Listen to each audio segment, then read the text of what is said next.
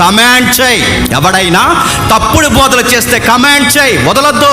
మన ఆరోగ్యాలు బాగోకపోయినా, మన ఆర్థిక పరిస్థితులు బాగోకపోయినా, మన పరిస్థితులు ఎలా ఉన్నా మనం ఎందుకు పిలువబడ్డామంటే ఒక పక్క సత్యం చెప్పడమే కాదు, దుర్బోధలు జరుగుతున్నప్పుడు ఆ దుర్బోధల నిమిత్తము కూడా పోరాటం చేయడానికి మనం పిలువబడ్డాం. తిమోతి, కడుపు జబ్బున్నా, కళ్ళ జబ్బున్నా, ఏ జబ్బున్నా, మన జీవితంలో ఎంత రోగాలున్నా, మన దేహం మనకి సహకరించకపోయినా, మన దేని నిమిత్తం పుట్టామో తెలుసా?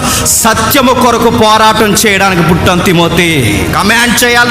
నువ్వు నాలాగే అక్కడ నువ్వు జిరాక్స్లో నిలబడాలి. ఆ పెద్దలు ఎవరైతే ఉన్నారో వాళ్ళందరికీ కమాండ్ చేయి.